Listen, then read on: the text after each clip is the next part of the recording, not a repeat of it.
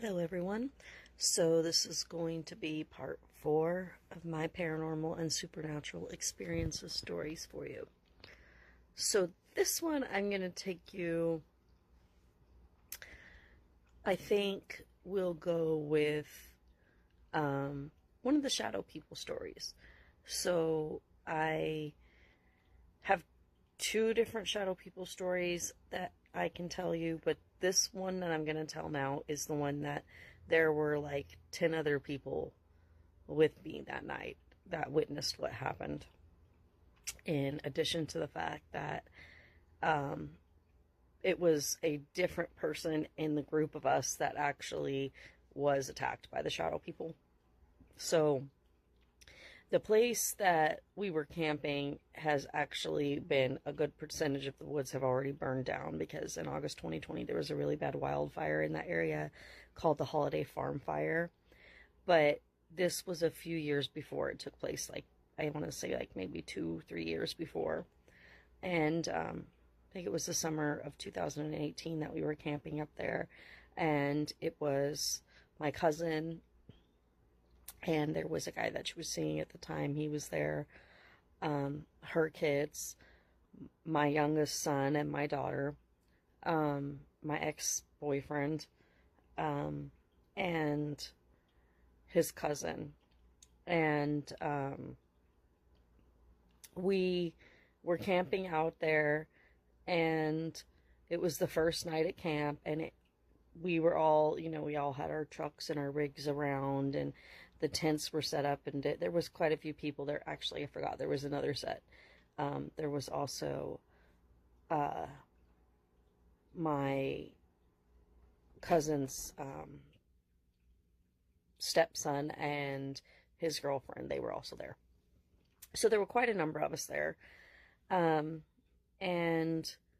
we were all sitting around the fire, and it was going pretty good, and it was finally dark. So it was probably about, I don't know, maybe 10:30 at night about this time, and everybody was, just sitting around having a good time, laughing and joking. And my daughter stood up, and she was standing on the far end of the fire, close to where the edge of the forest was, and it was like all dark behind her, and all just a thicket of woods, basically.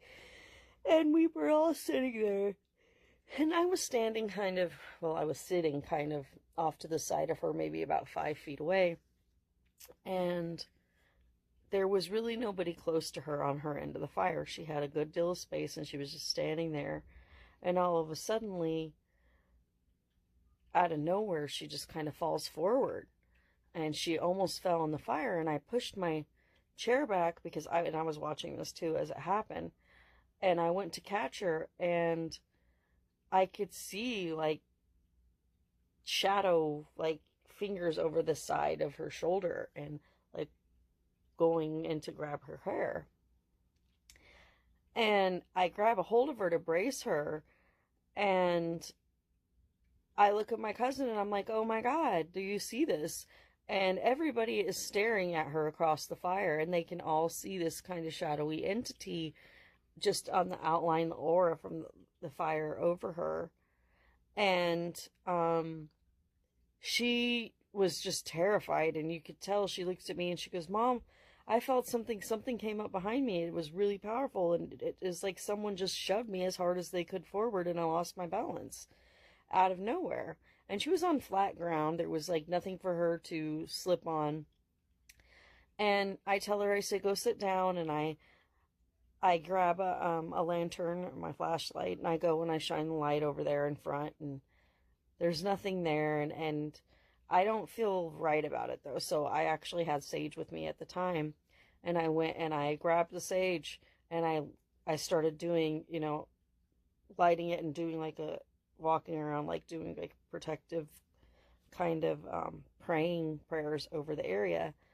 And I walked to the very end of the edge of where she had been, and I held the sage before me, and I basically said that there was not going to be anything that was going to come to bring harm to any of the people in this encampment, that we were all going to be protected and safe there. And I told everybody not to go in that part of the woods because I could feel something very strong, powerful, energetically there. And as I was watching the woods with the light, I could see shifting shadows, like in the shape of a person, like humanoid figure.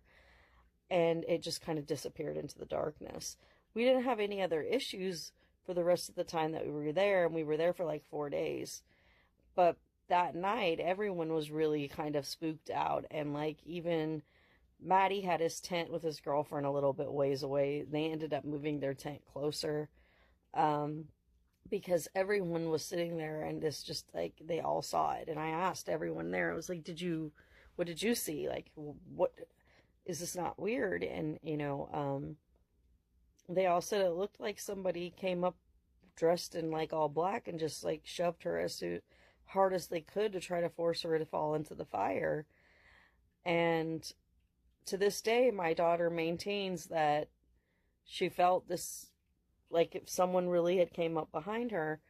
And she's had one other weird, strange experience that also coincides with something that has happened to me, which is another story I will tell you guys in an upcoming episode of our Supernatural and Paranormal Experiences series. But as I said, there's been a number of weird things, and the strangest thing about most of them, especially with the shadow people experience, is that there were other people that saw it happen too. And like I said, these things happen out of nowhere, usually when we least expect them. It did definitely concern me when this happened, and that was my daughter, because my mom has kind of some special senses and intuition, high intuition, and I have especially high intuition, which my mom has always said she felt was somewhat stronger than her own. So I didn't necessarily think that my daughter might be like that as well.